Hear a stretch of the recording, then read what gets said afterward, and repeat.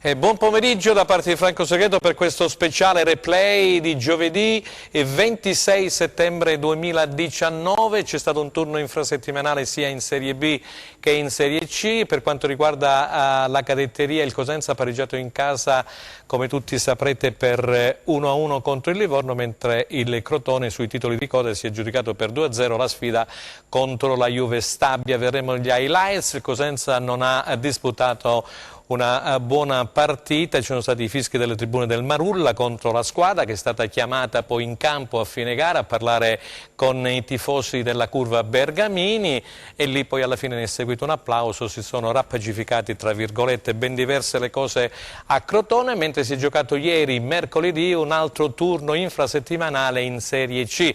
Ha pareggiato la Regina di Mimmo Toscano per 1-1 contro la Ternana, una squadra che è stata costruita per la vittoria del campionato. Ha vinto il Catanzaro che si porta in testa alla classifica, si riporta con 13 punti, doppietta di Bianchimano, un bell'attaccante, poi parleremo anche di questo ragazzo. Ha vinto anche la Vibonese, mentre il Rende ha perso con un punteggio tennistico 5-1 contro la Paganese di Alessandro Erra, e naturalmente è costato l'esonero al tecnico Andreoli, e stiamo aspettando da qui a qualche minuto anche come dire, la nota stampa ufficiale del Rende Calcio. Dovrebbe esserci in serata anche il nome del nuovo allenatore. Allora, io saluto Stella Battaglia che non è con noi questo pomeriggio per motivi familiari, così come ringrazio anche, saluto principalmente il nostro compagno di viaggio e d'avventura Aldo Cenemo, che tornerà lunedì prossimo. Vado subito a presentarvi gli ospiti, un parterre veramente droit questo pomeriggio, grazie a Vittorio Scarpelli di Gazzetta del Sud. Grazie a Giuseppe Milicchio che racconta le partite del Cosenza Calcio sia in casa che in trasferta per la sua Ionica Radio. Grazie Giuseppe. Grazie a te. E grazie a Raffaele Trunce di Sport Calabria per essere con noi anche oggi pomeriggio. So che ieri hai seguito la Serie C, prima a Vibo, poi a Catanzaro, insomma. Sì. E quindi, allora, vogliamo andare a vedere i risultati, Vittorio? Sì. Così io ringrazio Enzo Leonetti in regia, poi l'amico Francesco che è Zicaro che dirige oggi la Camera, e poi Francesco Camposani per quanto riguarda la messa in onda insieme a Luca Chito. Allora andiamo a vedere, caro Enzo Leonetti, i risultati della Serie B con la relativa classifica generale. Ecco qua, questa era la giornata. Ascoli batte Spezia 3-0, Cittadella batte Pescara 2-1, Cosenza e Livorno 1-1, Crotone batte Juve Stabia 2-0, Perugia batte Frosinone 3-1, Frosinone che sarà il prossimo avversario del Cosenza. Pisa l'Empoli ha battuto il Pisa per 3-2, ho visto la gara, una gran bella partita questo scontro toscano. Poi Pordenone e Benevento 1-1, Salernitana Chievo si è giocata nel posticipo ieri sera 1-1, Trapani Cremonese 0-0, e poi a Chiavari il Venezia è passato sulla Virtus Entella per 2-0. Allora andiamo a vedere la classifica generale della Serie B che vede al comando l'Ascoli, poi ne parleremo, caro Giuseppe Milicchio, si è rafforzato come società, è arrivato un nuovo socio praticamente che come dire, organizzerà meglio forse questa società già grande di per sé. Ascoli per 12 punti, ad 11 punti Benevento, Perugia ed Empoli, poi a 10 punti Salernitana ed Entella, con 8 punti Pisa e Crotone, con 7 punti Pordenone, Pescara, Venezia, Cremonese, con 6 punti Chievo Verona e Cittadella, con 4 Spezia, Livorno, Frosinone, con 2 punti il Cosenza, e poi chiudono la classifica generale Trapani e Juve Stabia con 1 punto. Io, caro Vittorio, ieri ho visto anche il Trapani Cremonese, e devo dire che ho avuto una buona impressione di questa squadra, nonostante abbia un solo punto in classifica e non abbia vinto nemmeno una gara così come il Cosenza. Comunque, torniamo ai fatti di casa nostra, partiamo subito un giro per questo Cosenza-Livorno. Vittorio, tu hai scritto sulla Gazzetta del Sud di questo Cosenza senza cuore, senza anima, senza idea, ha giocato 5 minuti, siamo stati tutti d'accordo con mister Braglia, poi nel post gara, dopodiché i tiri di luce e quelli di Agazzi, e abbiamo visto una squadra impaurita, timorosa. Sì. Una squadra che probabilmente ha finito troppo presto la benzina, che dopo le prime folate di vento Livornesi ha cominciato a perdere quelle poche certezze che sembrava avesse mostrato, diciamo, nella partita contro il Benevento. Dobbiamo augurarci che si è trattato della classica del classico passo falso, se non fosse che il Cosenza ne ha allenati un po' da inizio stagione. Ecco, forse la partita di Benevento, risultato a parte, aveva un po' illuso tutti quanti che il Cosenza avesse ritrovato la strada maestra. In realtà la gara con Livorno, paradossalmente pareggiata poi alla fine, ci ha riportato con i piedi per terra. Bisogna dare una scossa caratteriale, qualcosa il mister a fine partita l'ha detto, anche se un po' in controtendenza con quello che aveva riferito nelle conferenze precedenti. C'è un po' di confusione, Franco, bisogna mettere ordine senza perdere la lucidità, perché il campionato è appena iniziato. Diceva Vittorio Scarpelli. Amici carissimi che ci seguite da casa, dalla Calabria e dalla Sicilia, c'è un po' di confusione in questo momento nel Cosenza Calcio, senza perdere la lucidità necessaria, perché Giuseppe, il campionato è appena iniziato. Io, mentre scrivevo poi il pezzo subito dopo la gara per il Corriere dello Sport, il servizio, sentivo che tu commentavi ai tuoi naturalmente radioascoltatori quello che era successo, il fatto che poi i tifosi della Curva avevano richiamato in campo la squadra, ed eravamo d'accordo, perché eravamo divisi, siamo divisi da un vetro, caro Raffaele Trucce. Sentivo Giuseppe con la sua enfasi, ho detto: guarda, Giuseppe sta dicendo le stesse cose che sto scrivendo io. A te la parola, Giuseppe. Beh, allora, quando racconti una partita in ogni caso sei isolato, cioè dici la tua per quello che vedi, non hai la possibilità di poterti confrontare con l'amico, a meno che non hai la doppia voce, siamo in cronaca diretta, quindi quello che vedi dici, puoi anche sbagliare assolutamente, però era fin troppo evidente quello che stavamo vedendo per non rendersi conto di quelle che erano le difficoltà che la squadra in quel momento stava affrontando. Beh, allora bisogna cominciare a fare il punto della situazione. 5 partite è poco per dare giudizi definitivi, perché tutto sommato anche l'anno scorso eravamo nella stessa situazione. Però, attenzione, mi pare che quest'anno rispetto allo scorso campionato non abbiamo più fame. Ci siamo approcciati al secondo campionato di Serie B con una mentalità che non è quella della squadra che deve lottare per ottenere un obiettivo. L'obiettivo non è preciso, non è codificato, non è dichiarato, non abbiamo avuto una presentazione della squadra, non abbiamo avuto un precampionato fatto con l'80% dei calciatori come pretendeva Braglia quando ha firmato il contratto di rinnovo per il Cosenza, abbiamo avuto un calciomercato lungo. Abbiamo avuto delle contraddizioni in dichiarazioni libere che devono essere gestite da parte del direttore sportivo, da parte del presidente, anche del presidente, e da parte dell'allenatore. Cioè si va in libertà come se fossimo a giocarci un campionato facile. Non è un campionato facile. Infatti. Svegliamoci, ragazzi, non è un campionato facile. E siamo in tempo, e probabilmente questo schiaffone che è arrivato nella partita con Livorno ci ha fatto ritornare in noi tutti, tutto l'ambiente. Ma non è il risultato finale, è stato semplicemente un battito d'ali al 10° minuto del primo tempo, la prima occasione del Livorno, che ci ha fatto capire che le cose potevano andare in un modo sbagliato, potevamo imbarcare ancora una volta una sconfitta. Meno male che poi abbiamo trovato il gol del pareggio. Da lì a dire che siamo in un periodo di crisi ne passa tanto, però che abbiamo approcciato nel modo sbagliato, nell'interezza dell'ambiente, il campionato è giusto dire che è così. L'unica componente che in questo momento vive in una bolla è la tifoseria, che praticamente si è ricompattata lo scorso anno, sta vivendo questo momento di grande entusiasmo. Ha portato 24.000 persone allo stadio in 3 partite, ha portato 200.000 euro e più di incasso, quindi voglio dire è l'elemento sano. Attenzione a non guastare quell'elemento, perché quello potrebbe portare veramente alla precrisi. No, io volevo chiederti subito il discorso che poi hai raccontato anche in radio. Io seguivo la squadra quando è rientrata per andare sotto la curva. No, ecco, non esiste. Vogliamo praticamente, esatto, vogliamo raccontarlo ai telespettatori che ci seguono da casa, poi vedremo gli highlights. Allora, io voglio bene a tutti, amo il Cosenza Calcio, però alcune cose vanno stigmatizzate. Sta bene che i ragazzi vadano in una consuetudine ormai che è consolidata nel calcio, sì. A prendere gli applausi o a prendere i fischi. È come se siamo su un palcoscenico. Mi va bene la prima, cioè quando i giocatori vanno sotto la tribuna, mi va meno bene quando i calciatori vanno negli spogliatoi o quantomeno stanno rientrando e vengono richiamati a livello di par condicio nell'altra parte, perché sono andati sotto la B, devono prendersi i rimbrotti anche della curva. Lo so che mi prendo le inimicizie da parte dei tifosi, però voglio dire anche ai ragazzi che ci seguono in tribuna, in curva, bene, bastano i fischi.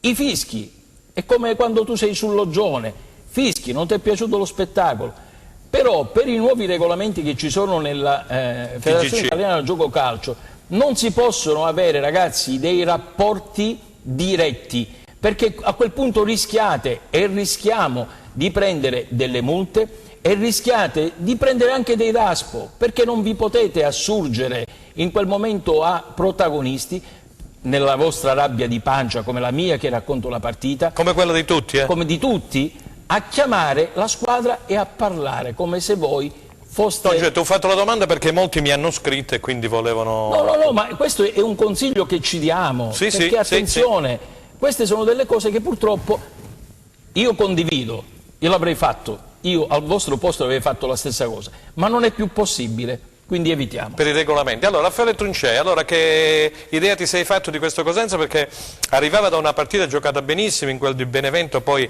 persa solamente sui titoli di coda per quella disattenzione sulla battuta d'angolo, lì Sciaudone e Armenteros... Giuseppe l'ha raccontato, non si sa se è stata un'autorete oppure è arrivato prima Armenteros, purtroppo una grande disattenzione, giocata benissimo in quel di Benevento e poi ti ritrovi un Cosenza completamente diverso, come dicevano giustamente sia Vittorio Scarpelli che Giuseppe Milicchio, a lottare contro un Livorno che sembrava il Real Madrid onestamente, perché ha costruito 8-9 occasioni da rete.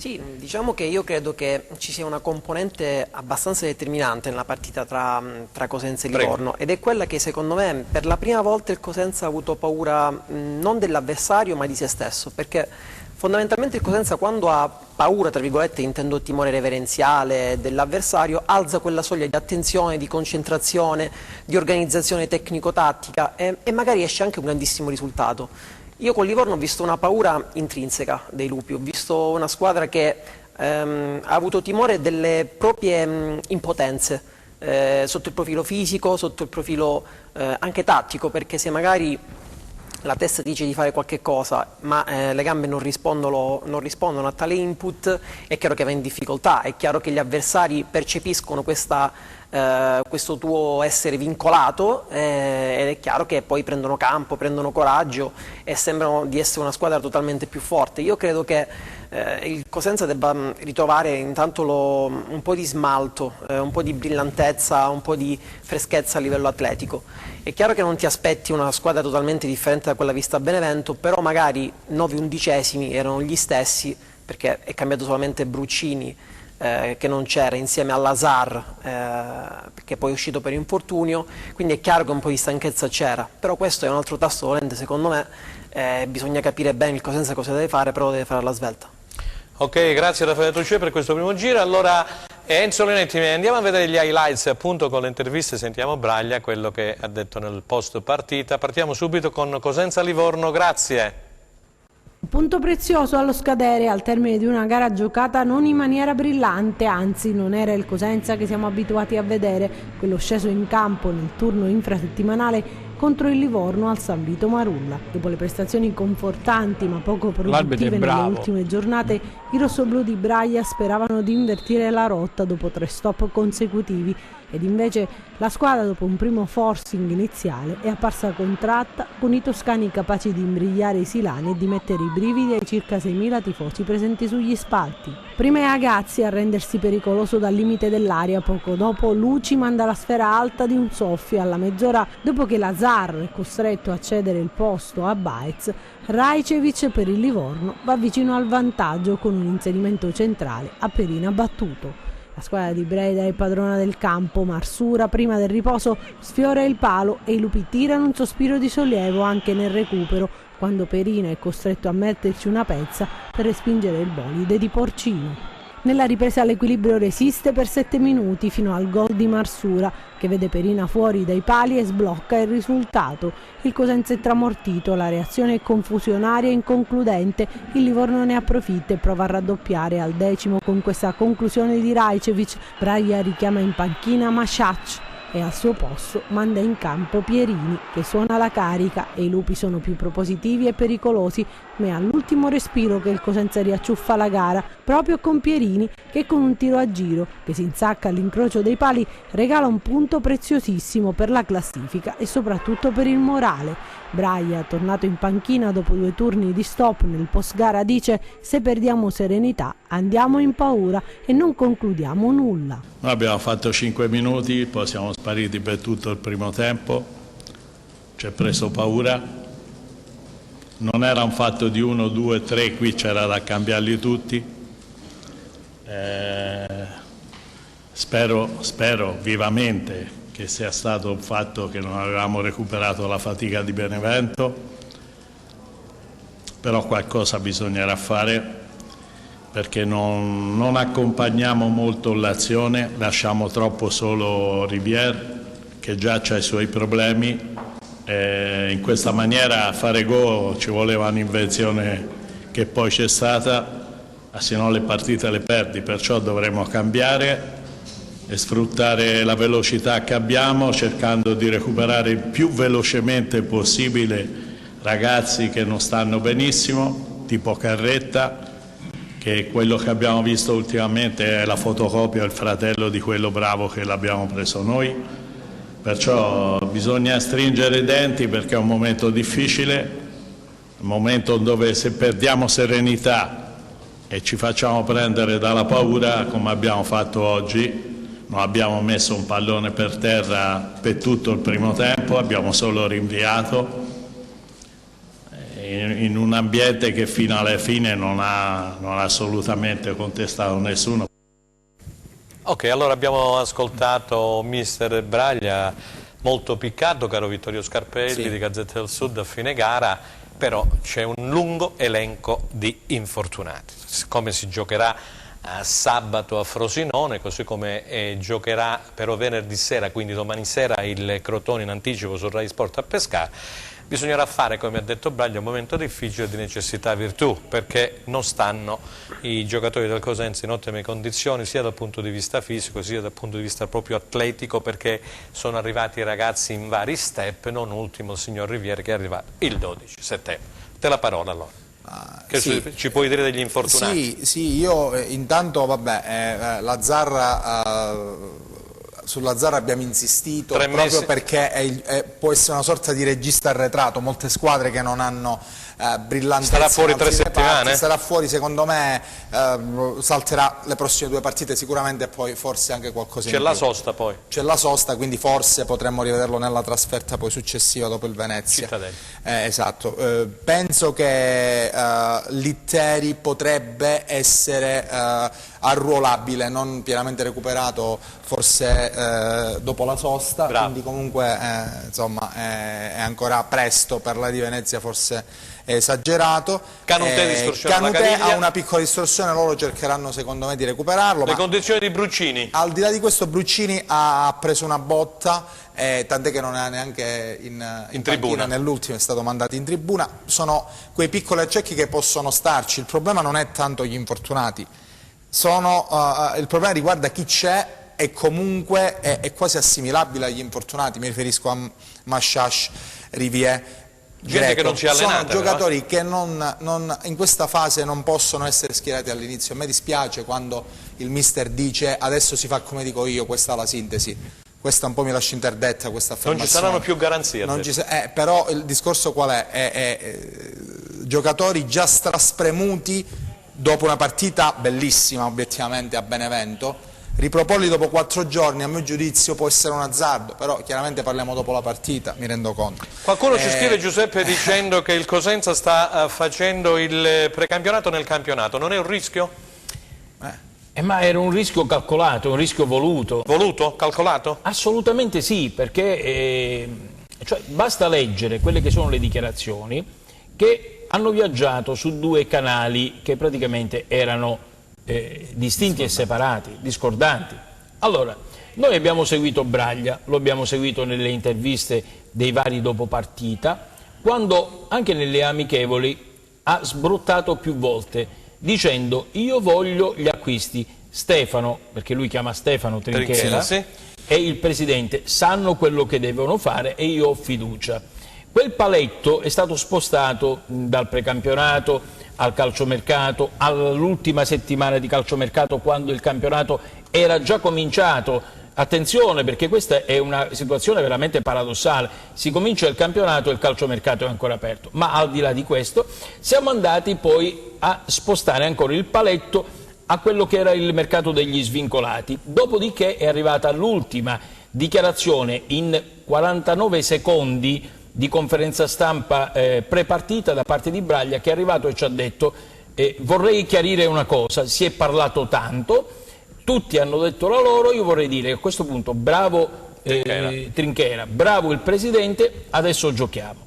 È chiaro che è quello che dice il nostro amico è vero. Cioè stiamo facendo il precampionato in campionato.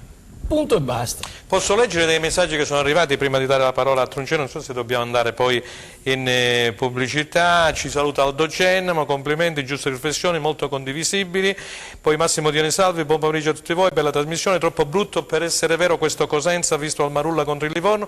Riteniamo che i lupi sappiano fare molto meglio, ad ogni modo pare che la fortuna finalmente inizi a sorridere anche al Cosenza e martedì ci ha restituito un punto di quelli persi immeritatamente nelle partite precedenti, quindi condivisibile anche quello che dice l'idea di Massimo Dione Salvi. Complimenti a Pierini per l'Eurogol.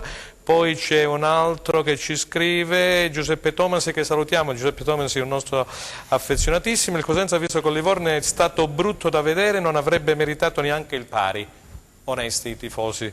Torniamo a quelli delle prime 4 partite e soprattutto iniziamo a vincere prima che sia troppo tardi. Poi volevo sapere dal signor Minicchio cosa faceva il signor Castelli, quello dell'eccetera eccetera del campo. Questo mi aggiungo pure io, tanti altri messaggi. Allora Giuseppe, vogliamo far dire una battuta a Truncè e poi andiamo in pubblicità. Abbiamo anche Crotone con la collega e torniamo subito da te perché ci sono tantissimi messaggi e domande. Sì, due cose rapide. Prego, intanto mi unisco anche a quello che si diceva prima del punto preso con il Livorno e magari la sconfitta di Benevento. Forse è meglio da un punto di vista di classifica, perché una sconfitta magari contro il Livorno, che magari è una diretta concorrente, potrebbe pregiudicare magari un arrivo a pari punti. Lo scontro diretto è molto molto importante, quindi sotto questo profilo forse è meglio aver preso un punto con il Livorno e aver perso a Benevento, se proprio vogliamo. Invece di integrare quello che diceva prima molto bene Giuseppe, c'è un passaggio anche dell'ultima conferenza stampa di Braglia che dovrebbe far pensare, perché qualche giorno fa si diceva anche sulla situazione infortunati, forse anche tu stesso Franco in conferenza stampa hai chiesto sulle condizioni di Masciasci, di Vier, e disse qualche giorno fa devono giocare per trovare la condizione atletica. Ora invece c'è un passaggio dell'ultima conferenza stampa in cui si dice ora chi non è in condizione non gioca, quindi questo è un grandissimo spunto. Ma perché sei in difficoltà, devi quindi, fare punti proprio per evitare che magari le altre possano andare bisogna avanti. Bisogna capire ora cosa intende lui per cambieranno le cose, se cambierà solo il modo con gli uomini. Dobbiamo andare in pubblicità, possiamo continuare. Allora 30 secondi a testa per... c'è la pubblicità, ecco qui, arriva Enzo Leonetti che ci blocca. Poi andiamo a rispondere sulla presenza del signor Castelli, agronomo della Lega e della FIGC, sul terreno di gioco del San Vito, perché anche noi abbiamo visto con Cannocchiale che andava praticamente a toccare lì con i piedi tutta la sabbia, l'erba, dove ci sono i calci d'angolo, insomma metro per metro ho visto che insomma guardava appassionatamente. Pubblicità, grazie.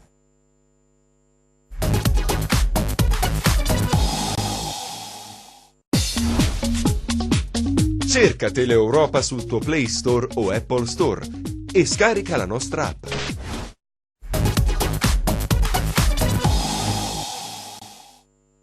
Allora, seconda parte di replay, prima di iniziare a parlare del Crotone direi di metterci in contatto con la collega Claudia Berlingeri della Gazzetta del Sud proprio da Crotone. Nel frattempo vogliamo rispondere a questi amici con la presenza di Castelli? Sicuramente il rumore scatenato da questa dalla querelle Sebastiani Guarascio, fatto bene se li Guarascio. Obiettivamente è sotto gli occhi di tutti e lo stiamo dicendo tutti che qualcosa ancora sul campo non vada, è normale, mi pare che sia abbastanza palese, anzi che non va proprio. Mi hanno fatto rilevare che poi quando Rivière è arrivato e si è girato, ha praticamente difeso il pallone, lì la palla si è fermata su un cumulo di sabbia, lì poteva essere gol. Questo non è un campo per una squadra che deve costruire la sua salvezza in casa principalmente, è inutile girarci intorno. Purtroppo adesso non so cosa sia rimediabile e in quanto tempo. Non è il campo migliore, magari non è neanche ai livelli dello scorso anno, però ogni volta non si può stare col defibrillatore sperando di Però io dico, rianimarlo Giuseppe, questo il Presidente campo. Guarascio li ha spesi i soldi, ha speso... Ah, abbiamo una telefonata? Ah, benissimo, allora, vediamo un attimo, c'è Claudia Benincini da Crotone. Pronto, Claudia? Buon pomeriggio Franco, buon pomeriggio a tutti. Ciao, grazie, Ciao, grazie Claudia, per essere ciao. intervenuta, grazie come al solito. Senti, allora introduciamo un attimo il Crotone, perché stavamo parlando di questo Cosenza, il terreno di gioco e della presenza dell'agronomo Castelli. Cambiamo subito argomento. Crotone che sui titoli di coda è riuscito a battere la Juve Stabia per 2-0, bello il gol di Mustacchio. Ma il Crotone, voglio dire, ha dovuto sudare le proverbiali 7 camicie, perché la palla proprio di entrare non voleva saperne. Poi il raddoppio è stato di Benali. Sì, esattamente, è stata una gara dominata in lungo e largo, ma insomma il Crotone ha dovuto faticare tanto, ha dovuto sudare tanto, perché tra il portiere avversario, che è stato il loro uomo migliore in campo, tra insomma che qualche errore sottoposta ci sta, insomma sembrava l'ennesima partita stregata dopo i 2-0 precedenti in casa. Invece fortunatamente Mustacchio è riuscito a insaccarla dentro sugli sviluppi di un calcio d'angolo, e poi subito dopo per Benali non è stato difficile trovare il raddoppio. Una volta che si sblocca una gara del genere, poi insomma la stima aumenta a dismisura, per cui insomma finalmente hanno ottenuto la prima vittoria in campionato all'uscita, che era una cosa alla quale tenevano molto un po' tutti, e vittoria strameritata, perché la Juve Stabia non ha tirato una sola volta in porta, per cui insomma loro erano venuti chiaramente per strappare via un punticino, e fino al 90esimo c'erano riusciti. E poi insomma per fortuna è riuscita a sbloccare. Senti Claudia, io prima di dare la parola agli ospiti volevo chiederti la prestazione di Maxi Lopez, come l'hai visto? Beh, la sua qualità, la sua presenza è indubbia in campo. È chiaro che ancora non è al 100% della condizione, però senza dubbio un giocatore come lui, del suo calibro, insomma, aumenta un po' tutta la fiducia, la stima della squadra. E tra l'altro non solo Maxi Lopez, manca, non dimentichiamo Stolli, è un altro che ha tanto carisma, dà sicurezza a tutto il gruppo, per cui quando ritornerà, probabilmente la prossima settimana, aumenterà ancora di più la sintonia che comunque si è creata tra tutti i giocatori. C'è il tuo collega di Cosenza, Vittorio Scarpelli, appunto della Gazzetta del Sud, del giornale sul quale scrivete entrambi. Vai. Ciao Vittorio. Ciao Claudia. Vai Vittorio. Ben trovata. Senti, si è parlato di Maxi Lopez, ma il Crotone ha anche in rosa Vido, Messias e Simi. Vi siete fatti un'idea lì? Qual è la coppia ideale per questo Crotone, e se può essere un problema poi per Stroppa dover andare a scegliere tra i quattro?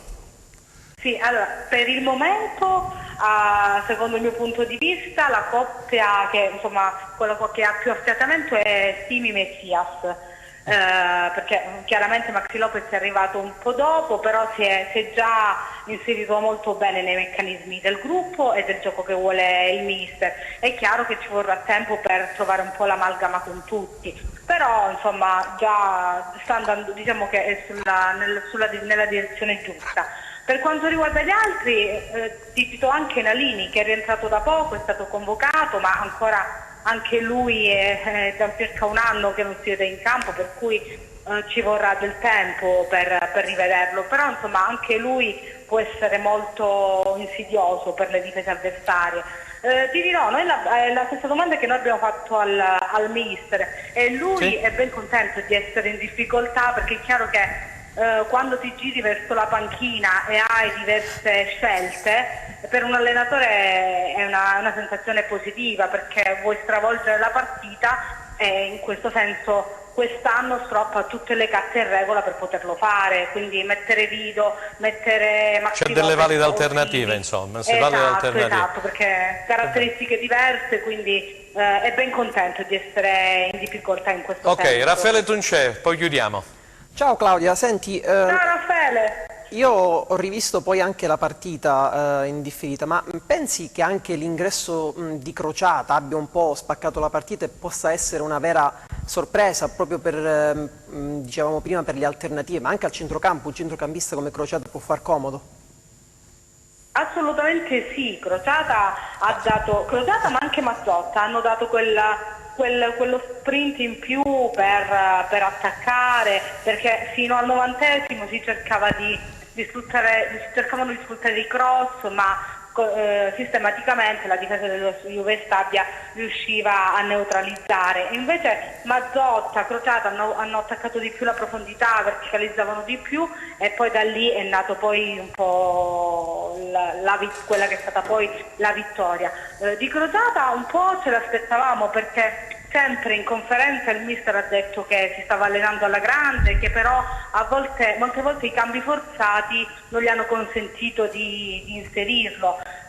Con la Juve Stabia non ci sono stati problemi, ha potuto buttarlo dentro e lui, come fanno tutti, ripagano alla grande. Grazie Claudia, domani sera ci sarà questo anticipo, lo ripetiamo, venerdì sera. Sul Rai Sport questo Pescara-Crotone tutta da seguire, perché è una partita molto molto interessante. Cosa prevedi in chiusura? Per scaramanzia evito di sbilanciarti, dai. Però sicuramente mi aspetto una bella partita, perché il Pescara in casa non è sicuramente una squadra che tende a chiudere. Ma poi sai, 3 partite in 7 giorni, quindi tutte le squadre soffrono, poi questo bisogna fare un po' di turnover. Però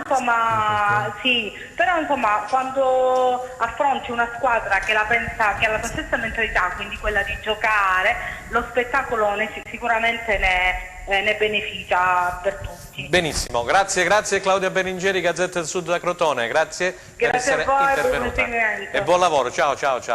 Allora, se siamo d'accordo direi di andare a vedere il Crotone a questo punto, visto che abbiamo aperto con Claudia la parentesi Crotone. Vediamo quello che è successo. Crotone-Juve Stabia, questa Juve Stabia che si è difesa alla grandissima fino ai minuti di recupero, poi ci ha pensato, come diceva in apertura, prima Mustacchi e poi Benalì su una corta respinta del portiere a ribadire per il 2-0. Andiamo a vedere gli highlights. Grazie Leonetti.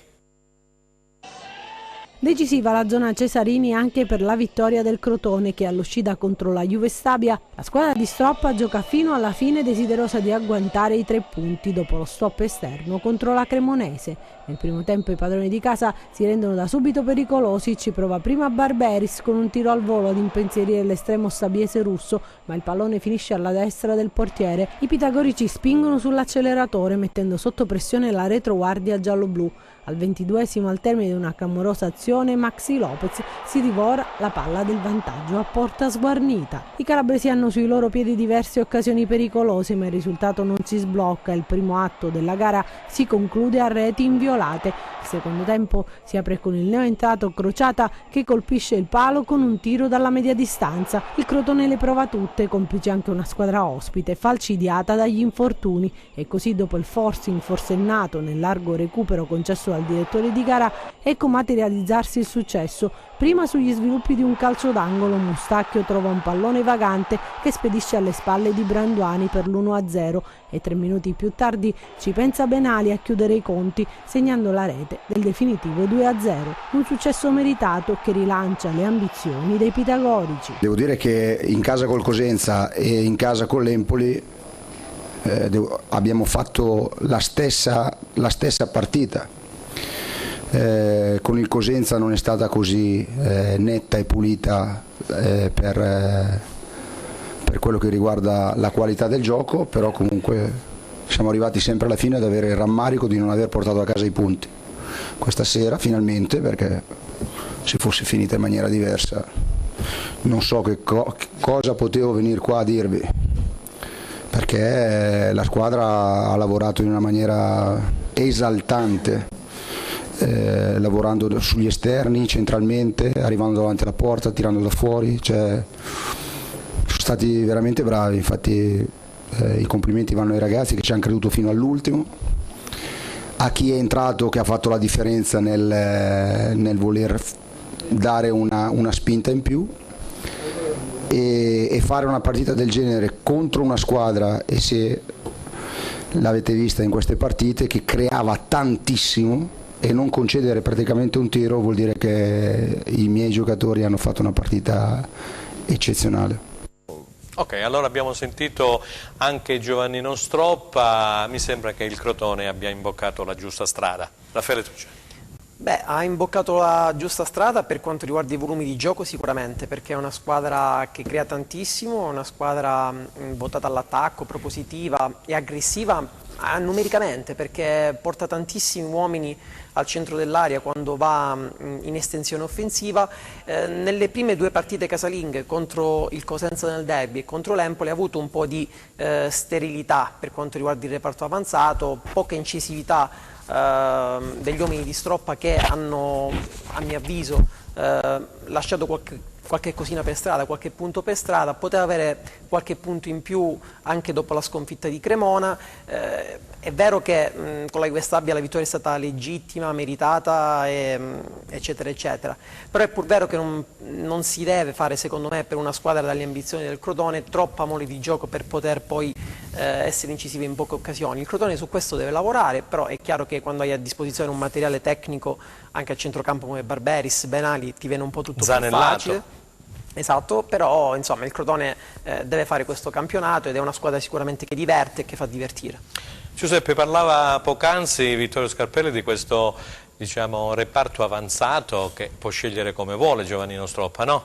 Da Maxi Lopez, assolutamente sì. Ecco, con Lopez vale il discorso che faceva Braglia la settimana scorsa, cioè il ragazzo deve giocare per trovare condizione. Stiamo parlando di un ragazzo che io ritengo che gli abbiano fatto le visite mediche, quindi dal punto di vista fisico sta bene, quindi deve trovare continuità. E allora sì, magari come brillantezza, come diceva la collega di Crotone, piacciono altri giocatori, però come validità, insomma, come importanza di un giocatore in campo, se Lopez gioca cambia letteralmente quello che è l'equilibrio tra due squadre. Io non vado a cuor sereno ad affrontare il Crotone in casa sua se c'ha Maxi Lopez lì davanti in piena forma, cioè su un calcio d'angolo faccio rientrare anche il centravanti, cioè è tutto un altro discorso. Quindi Lopez è un valore aggiunto per questo Crotone sicuramente, al di là della forza poi di Messias, che sicuramente è uno dei giocatori più interessanti, no? E quella è una scoperta, perché ad Ursino bisogna sempre dire bravo, perché riesce a tirare fuori dal suo cilindro questi giocatori. È andato a Gozzano, ha preso 3 ragazzi, magari uno non buono, uno così, però un altro valido l'ha fatto, va bene? Allora vediamo se Enzo Leonetti riesce a mettersi in contatto con Coverciano, dove dovrebbe esserci Gabriele Martino, dirigente FIGC, ex Regina Calcio, Lazio, è stato uno dei primi direttori sportivi dai tempi di Lotito, per chi lo ricorda. Allora Vittorio, mi vuoi aggiungere qualcos'altro sul Crotone in attesa di mettersi in contatto con Gabriele Martino? Il Crotone secondo me si è lasciato alle spalle un'annata terribile, perché poteva andare anche peggio. Male. Quella che affronterà il Frosinone quest'anno. Per esempio, sì, lo sbalzo che stanno patendo anche altre squadre. Se io guardo il fondo della classifica, ci sono un paio di squadre che lì non dovevano starci. Lo stesso Chievo, seppur non abbia la stessa caratura del Frosinone. Penso che il Crotone, chiuso quest'annus, diciamo, horribilis, ha ritrovato la freschezza, se vogliamo, dei suoi giovani, perché Zanellato non è, a me non sembra il Zanellato dello scorso anno, perché Benali e Barberis quest'anno fanno la differenza. E poi 2 parole su questo Messias, è un giocatore secondo me davvero molto forte. Ok, allora Giuseppe, ci dicono dalla regia che dovremmo avere in linea Gabriele Martino. Pronto direttore? Buonasera a lei Segreto e a tutti i suoi ospiti. Grazie direttore per essere intervenuto come al solito, grazie per la disponibilità. Allora, cosa vogliamo dire brevemente di queste 2 squadre calabresi? Abbiamo iniziato col Cosenza, stiamo continuando con il Crotone. Mi pare che Gabriele Martino abbia... Ritornando al nostro Cosenza, c'è da registrare la brutta prestazione, non me ne vogliano gli amici di Cosenza, prestazione contro Livorno. Cosenza che ancora non riesce a vincere e che stavolta, contrariamente a quanto era avvenuto nelle precedenti partite, deve essere contenta per aver portato a casa un punto forse non meritava. Contro il Livorno una diretta concorrente che fino all'ultima azione meritava la... Sicuramente, lo abbiamo visto, lo abbiamo scritto, siamo d'accordo. C'è da augurarsi che la magia tecnica di Pierini nell'ultima azione possa significare per il Cosenza non solo un punto in più in classifica e magari essere riuscito anche a toglierne 2 ad una probabile possibile concorrente per la salvezza, ma possa portare fiducia, autostima e soprattutto far tornare nel Cosenza quelle caratteristiche bragliane, scusatemi il termine, cioè dire di una squadra comunque tosta, che è solida, difficile da perforare, e che forse in questa prima fase del campionato si è più preoccupata del gioco che non dei punti. Sentiamo i colleghi, direttore, che vogliono intervenire. Vediamo se Vittorio Scarpelli di Gazzetta del Sud o Giuseppe Minicchio. Vittorio, parti tu? Buonasera direttore, buonasera. Buonasera Vittorio. Molto, insomma, in maniera molto secca. Lei non crede che ogni volta dover attendere, io la chiamo così un po' forse impropriamente, la bragliata, possa essere anche delle volte un'aspettativa esagerata? Cioè, se si spera sempre che poi sia il mister a metterci una toppa, io penso che sia diventato ormai una consuetudine in casa Cosenza, no? Ecco, non può essere un errore continuare su questa strada. Guardi, se ben ricordate la prima partita di campionato, in quel di Crotone, io ho visto 2 squadre, il Cosenza che sembrava più di stroppa e il Crotone che sembrava più di braglia. Cioè dire, il Cosenza che quella domenica, quel giorno, ha sciorinato veramente un bel calcio, propositivo, con tante trequartisti, mezze punte, come vogliamo chiamarle, e con una difesa inizialmente imperniata a 4, molto bloccata sulle corsie esterne. Successivamente il Cosenza nell'arco della stessa partita è passata a una difesa a 5, ecco, forse ancora, ma sono sicuro che Braglia ci riuscirà molto presto, forse ancora bisogna trovare dal punto di vista tattico la corta più equilibrata. Non è facile, viste le caratteristiche dei calciatori che sono stati messi a disposizione del tecnico, ma un po' a 4, un po' a 5, un po' a 3 davanti, un po' a 2, forse la squadra in questo momento ha bisogno di maggiori certezze e di concretezza.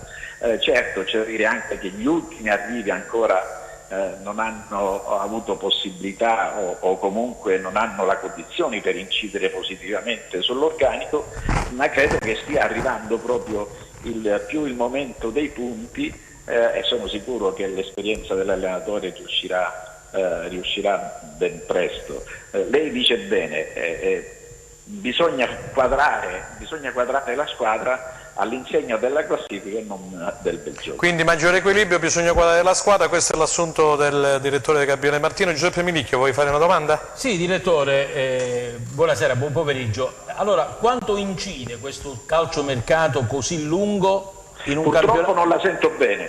Avvicinate il microfono forse. Eccolo qua, no, ci siamo, dovremmo essere mi sente adesso, direttore? Adesso sì. Adesso perfetto.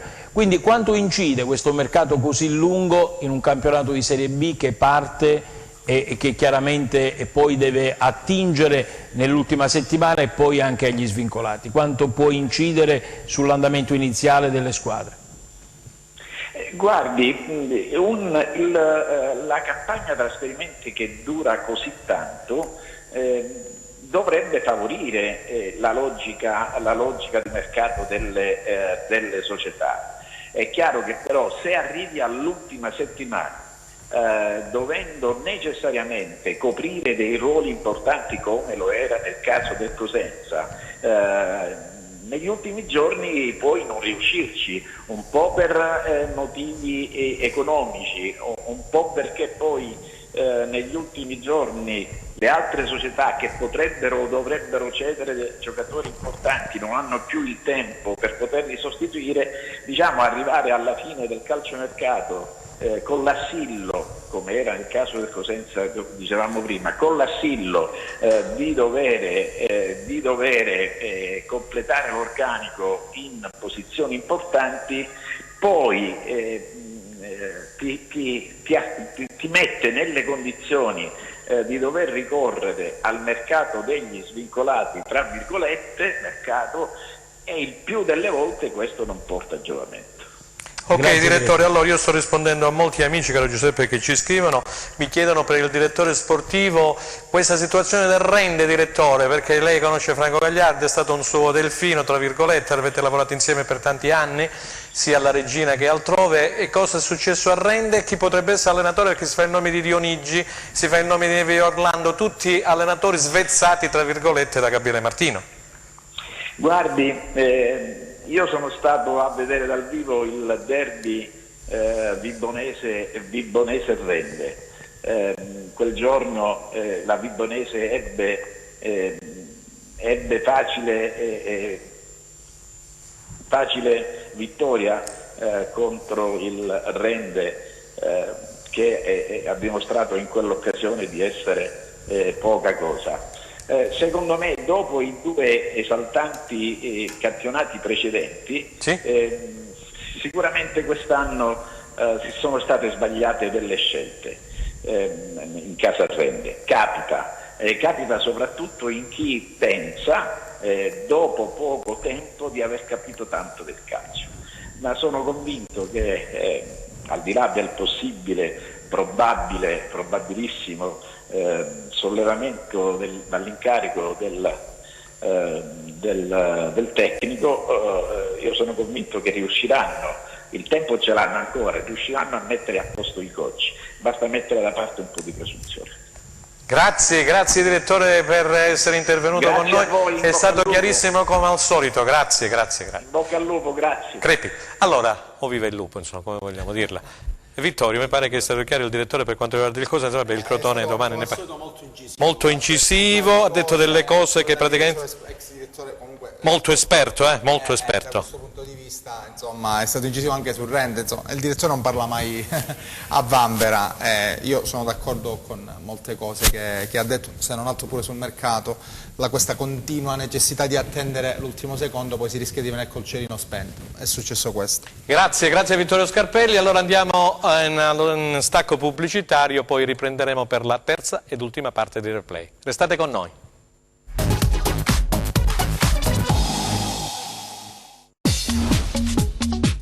Cerca Teleeuropa sul tuo Play Store o Apple Store e scarica la nostra app.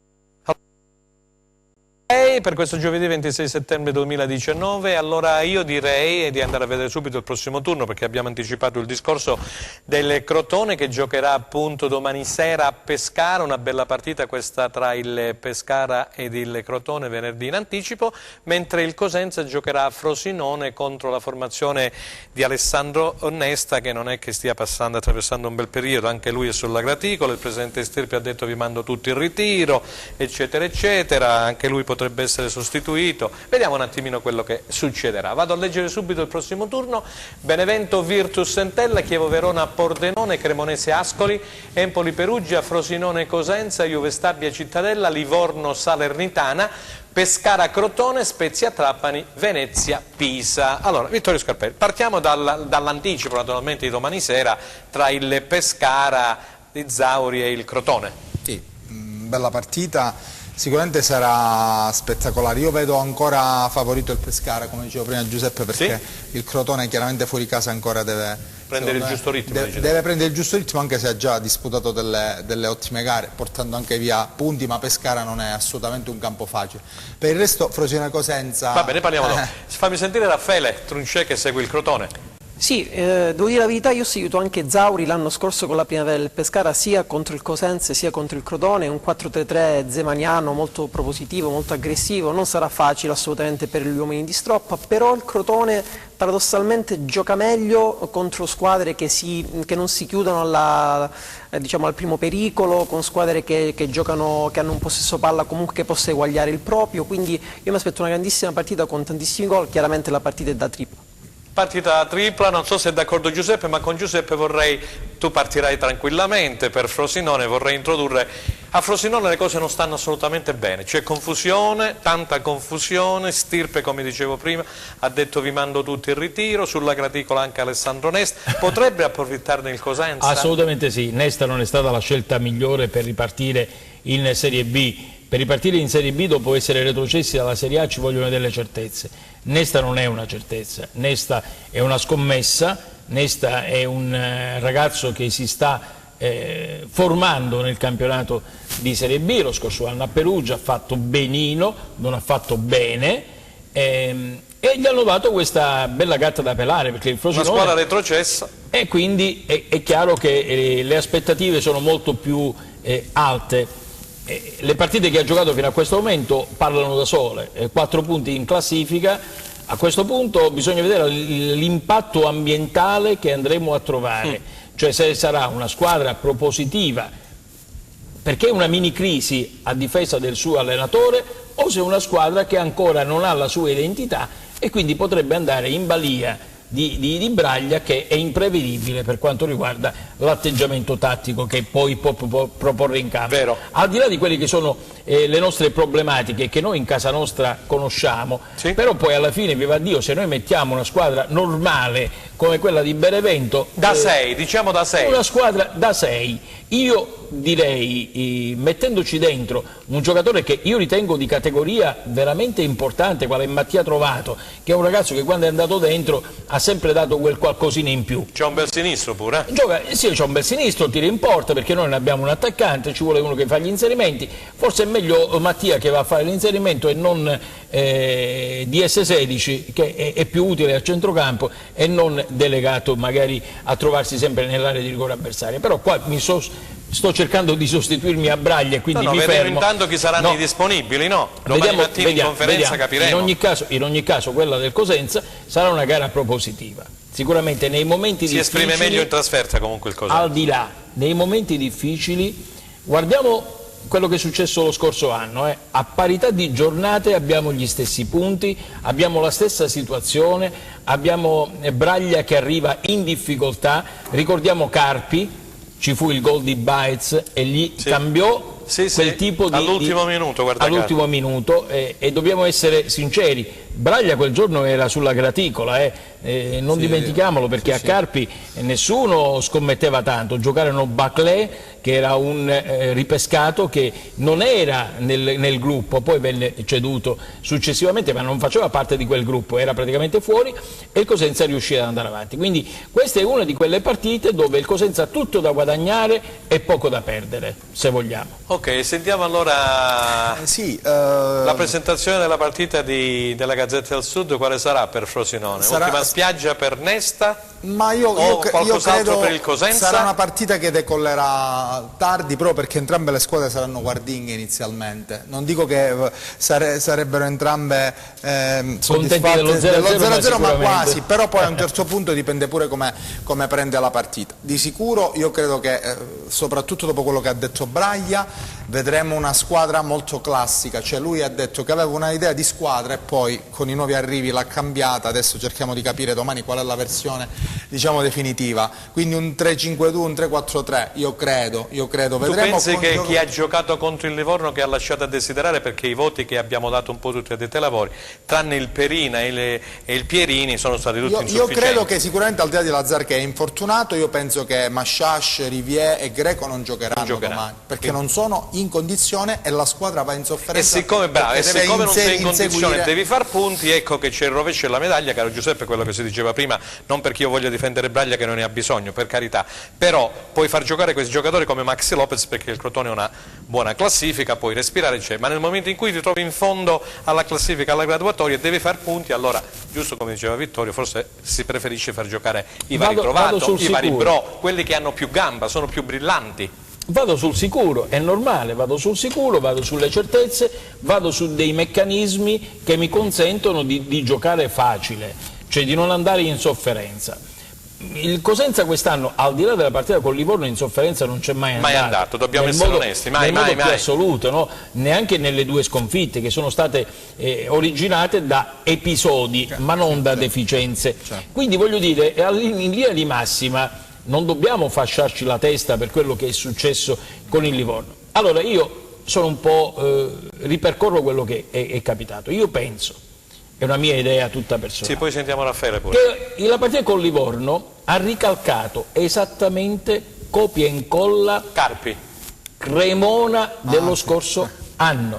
Cioè quando a Cremona l'allenatore ha messo in campo quello che aveva in quel turnover folle. Berzotti, ricordo. Berzotti, Cerofolini, Verna, Varone. E io pensavo fossi su scherzi a parte quando mi hanno portato la distinta. Dico, ma questo non è il Cosenza. Però Tiritiello. E fu così. Perdemmo la partita.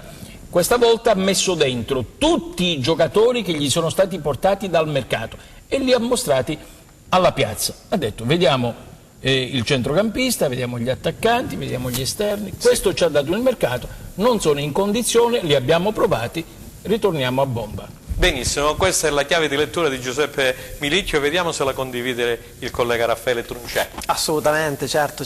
Io anzi volevo solamente aggiungere un aspetto. Per esempio l'anno scorso il Crotone si trova in una situazione molto critica, 13 punti di girone di andata, andarono via nomi altisonanti, Faraoni, Martella, Budimir per andare sull'usato sicuro, no? Quindi per avallare proprio questa considerazione.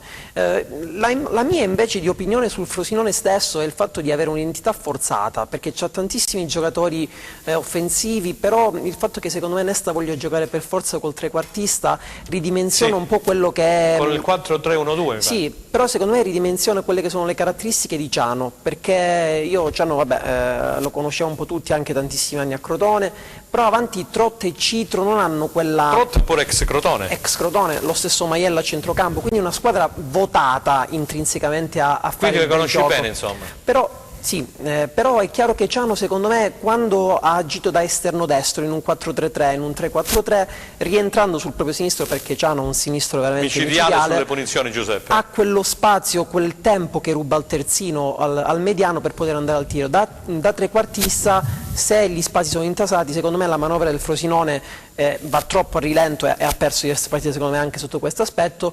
Il Cosenza secondo me...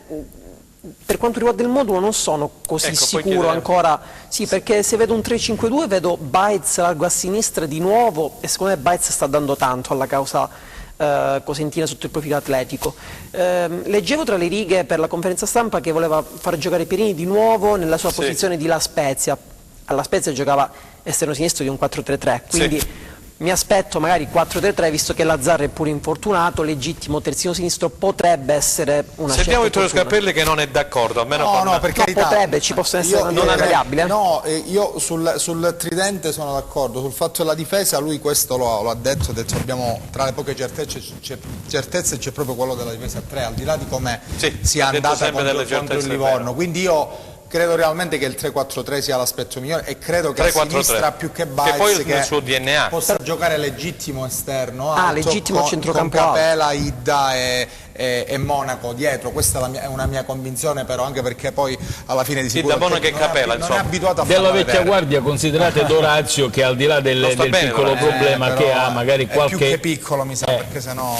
Insomma. Purtroppo Dorazio, lo salutiamo, in bocca al lupo a lui, non è stato bene, ha avuto dei problemi insomma, dopo l'operazione al naso. Comunque, vabbè, insomma, tu sei per il 3-4-3 più che per una difesa a 4, se ho capito bene, mentre il Crotone si schiererà col solito 3-5-2, abbiamo detto dell'abbondanza in avanti, abbiamo detto di un centrocampo compatto, tosto, solido, con Zanellato, Barberis, Benali, insomma, tutta bella gente. e gente di calcio, e poi la prossima settimana, come diceva la collega Claudia Berlingeri, rientrerà anche Spolli, signori miei, e quindi c'è il discorso argentino da una parte e il discorso dei francesi dall'altra. No, vedi che bella globalizzazione. Allora, andiamo immediatamente a vedere la Serie C. C'è un servizio sulla Serie C che ha confezionato, mi pare, la collega Anna Franchino. Vediamo quello che è successo ieri con la vittoria del Catanzaro, la vittoria della Vibonese, la sconfitta del Rendel, il pari della Regina Terni per 1-1. Andiamo a vedere, grazie.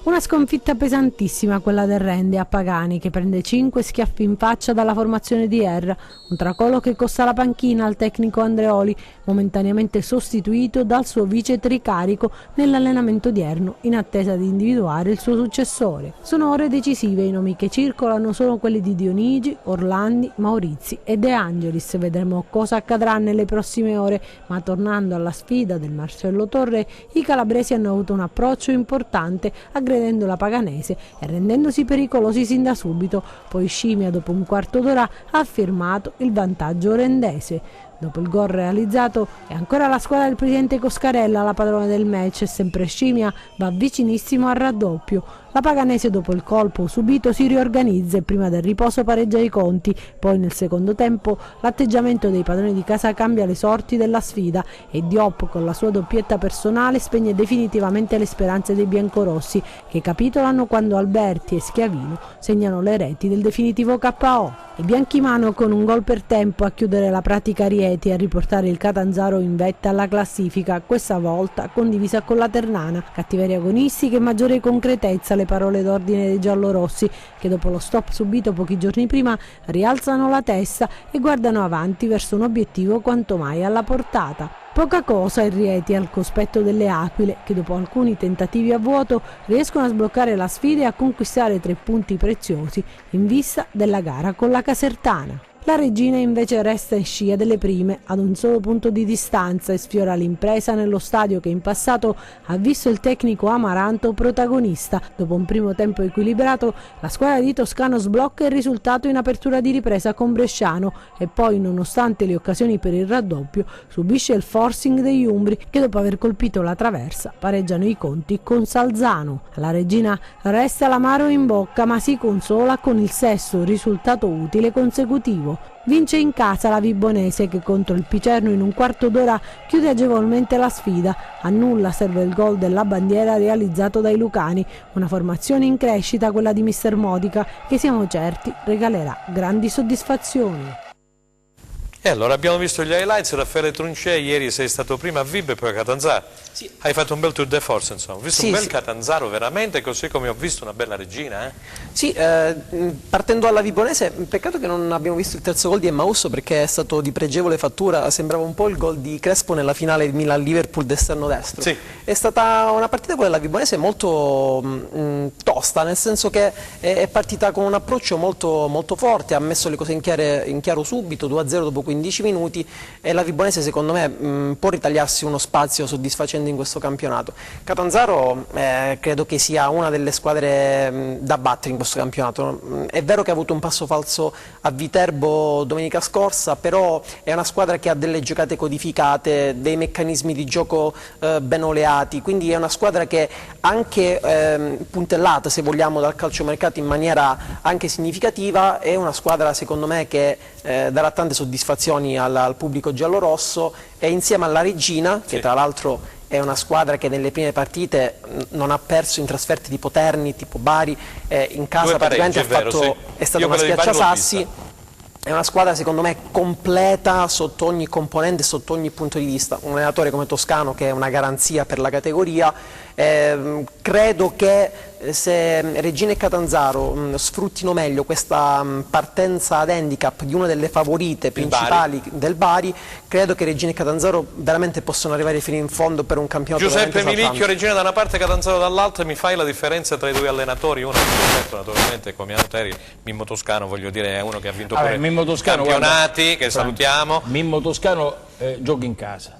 Sì. E quindi devi capire che dà un valore aggiunto a Reggio e a quello che è proprio il modo di essere reggino, mentre Auteri gioca per se stesso, non tanto per il Catanzaro Calcio, mentre e ritengo che dall'altra parte si giochi proprio per la città.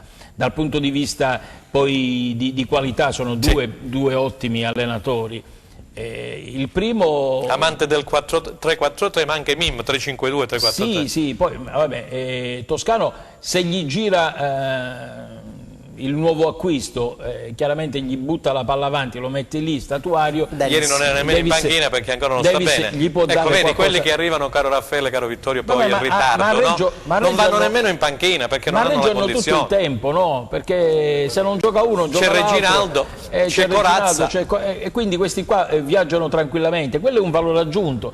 Però nel momento di difficoltà, quando arriveranno i campi pesanti e giocherai fuori casa, ti basterà il rilancio per mettere la palla sul tuo centrale offensivo e riuscirai magari a fare anche gol.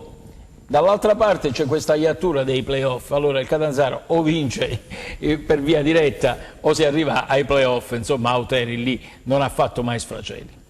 Sentiamo Vittorio Scarpelli e andiamo a vedere poi il prossimo turno sulle squadre naturalmente calabresi. Su quello che Buonimpentola rende mi scrive adesso Francesco Pirillo, ufficio stampa del Rende Calcio. Ancora c'è questa riunione in corso, non c'è nessuna novità di noi. Per quanto riguarda le calabresi io vedo una gran bella regina, onestamente. Più del Catanzaro mi ha impressionato, è quello che diceva Raffaele, è giusto. Due pari, una Terni. Con due squadre che come te lottano per... Cioè, allora io vedo lo stile toscano. Puntini, io vedo lo stile toscano qui, cioè in casa blindatissimi, nel senso... Cioè, ma parliamo di uno che ha vinto campionato a Cosenza, ha vinto a Terni, ha vinto a Novara. Il cannibale lo chiamano in giro non per altro. Cannibale toscano. Sì, non è stato fortunatissimo in altre avventure in B, ma obiettivamente il Gisa ha fatto suo. E il ruolino di marcia di una squadra che vuole salire è questo: vince in casa, pareggia fuori e magari qualche volta vince perché non trova... E io penso che la Regina quest'anno abbia un passo in più, perché il Bari è in fase comunque ancora di ricostruzione, ha dovuto cambiare l'allenatore, la Ternana stessa mi sembra più un fuoco di paglia. Certo. Appetito anche da qualche squadra che in questo momento... Io penso che la Regina abbia buone chance di prendere pian piano il largo, perché ha un manico che sa il fatto proprio. Allora Enzo Leonetti, mi mandi il prossimo turno della Serie C per favore, così vediamo le partite in programma, vediamo un attimo, poi vedremo di sapere anche nelle prossime ore l'allenatore del Rende. I nomi li abbiamo fatti prima, si parla dei vari Dionigi, Nevi Orlandi, si parla di Stefano De Angelis, si parla di Agene Maurizio, Bruno Caneo anche, Giuseppe, o no? L'ho sentito. Vabbè, allora andiamo a leggere i primi risultati e poi mi dici qualcosa di Bruno Caneo. Questo i risultati del prossimo turno, scusatemi. Casertana Catanzaro, gran bella partita pure questa, Cavesi Avellino, Monopoli Teramo, Picerno Bari, Regina Catania, altra gran bella partita. Rende Potenza, Rieti Paganese, Sicola Leonzio Bisceglie, Viterbese Vibonese, Francavilla Ternana. Mi sembra che insomma le due partite più importanti sono appunto quelle tra Regina e Catania, Vittorio, e anche Casertana Catanzaro, no? Le due più interessanti. Sono curioso di vedere il Rende poi dopo il cambio della guardia come si comporterà, perché finora davvero poca roba. Bruno Caneo, Giuseppe, mi dicevi? L'hai sentito? Sì, l'ho sentito, lui era molto interessato, gli piacerebbe... A Rende, alla piazza di Rende? Ma ci mancherebbe altro, lui a Rende ha vissuto, è stato già sulla panchina del Rende e poi chiaramente ha vissuto con la maglia del Cosenza delle avventure molto importanti, sa quella che è la piazza, gli piacerebbe tornare, ci mancherebbe altro, sa comunque quella che è la difficoltà, perché chi chiama gli amici si informa ed è venuto a conoscenza di quella che è la situazione attuale, l'ha detto il direttore Martino, sono stati fatti tanti errori a Rende, quindi dovesse arrivare uno tipo Bruno Caneo saprebbe già quella che è la difficoltà, così la stessa difficoltà la sanno gli altri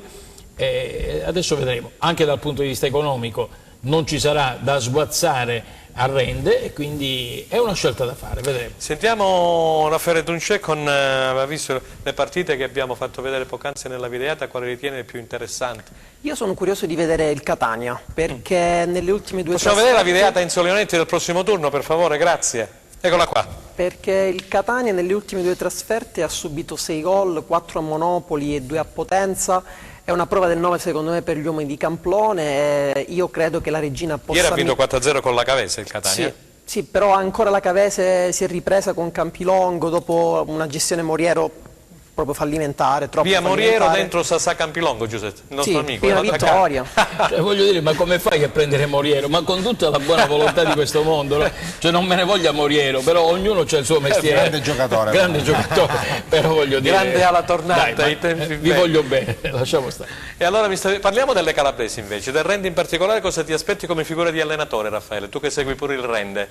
Beh, è un po' il discorso che facevamo prima, no? Quando sei in difficoltà cerchi di andare sull'usato sicuro, su allenatori che possano essere prima di tutto pragmatici, che possono entrare subito in simbiosi sia con l'ambiente ma con la squadra. Bisogna capire quali aspettative debba avere una squadra che è stata costruita, secondo me, non benissimo dal punto di vista tecnico, ed è chiaro che ci vuole un allenatore che sappia prima... Io penso, guarda, scusate, siamo in chiusura, ma lo devo dire, è chiaro che un allenatore che viene a Rende chiederà almeno 2 o 3 giocatori, voglio dire, seri, nel senso che esperti della categoria, no? Sono 32. Ho capito, però aspetterai gennaio, risolverai il contratto, adesso in Serie C non so com'è la normativa, eccetera. Però un allenatore che viene dice io pretendo X, Y, Z. È normale. O no, Giuseppe? Assolutamente, è chiaro che, guardate, Rende è una piazza importante. Cioè, non diciamo Rende come se fosse l'ultima è importante, è importante, no, mancherebbe altro. Io lo dico in generale, no? Quando si parla di Rende si parla di un'entità che gioca il campionato nazionale di Serie C e quindi siamo nel calcio che conta, siamo nei professionisti, non siamo nei dilettanti. È normale che in questo momento saranno in tanti a bussare dal presidente Coscarella, che salutiamo, perché è un giro, che salutiamo, che è un giro di giostra importante quello di Rende, al di là di quello che sarà il risultato finale, perché poi con le nuove normative... La politica è quella di mettere in evidenza i giovani, come è successo con Minelli. Con le nuove normative potrai arrivare anche penultimo in campionato, però con le iscrizioni della prossima stagione è capitato alla Paganese, abbiamo visto quello che è successo al Bisceglie, può succedere di tutto, quindi concentrati in quello che è il tuo obiettivo stagionale, prendi un allenatore che sposi la tua causa e arrivi tranquillamente fino in fondo, perché se perde la partita contro il Potenza non succede assolutamente nulla. Benissimo, sei d'accordo Vittorio, siamo in chiusura? Assolutamente sì, l'importante è ammettere poi di aver sbagliato qualcosina, è il cambio dell'allenatore ma che non ha tutte le colpe a mio giudizio, è importante, ci vuole però un allenatore in questo momento scafato, io penso che Nevio Orlandi, io non devo sponsorizzare nessuno anche perché non lo conosco personalmente, ma è per l'esperienza di judo che ha maturato in tanti anni, sia uno di è quegli molto equilibrato, allenatori che si mette lì, sa il fatto suo, poi dopodiché se la squadra... Anche Dionigi, si sono fatti i nomi di De Angelis, eccetera, Genere Maurizi, li abbiamo detti tutti. E Bruno Caneo, come diceva poc'anzi Giuseppe. Benissimo, abbiamo detto tutto e di più per questo speciale replay dopo il turno infrasettimanale di martedì della Serie B e di mercoledì della Serie C. Io vado a ringraziare Vittorio Scarpelli di Gazzetta del Sud, grazie Vittorio. Grazie a voi sempre per l'invito. Giuseppe Milicchio, grazie ancora. Grazie, con la tua Ionica Radio ti seguiremo anche per i post partite che sono molto molto interessanti. E poi grazie ancora, non mi vuoi dire niente, perché ridi? No, vabbè, sei perfido. No, assolutamente, interessante perché sono il primo a seguirli io. Vabbè, mettiamola così, dai. Mettiamola così, sì, facciamo. E poi grazie a Raffaele Trunce, grazie Franco per l'invito, che segue tantissimo le squadre appunto calabresi Serie C, in Crotone in particolare della Serie B. Grazie di nuovo, noi ci rivedremo, ve lo ricordo, lunedì prossimo 30 settembre alle ore 15, sempre su Teleuropa Network. Tutto da parte di Franco Sarghetto, arrivederci alla prossima!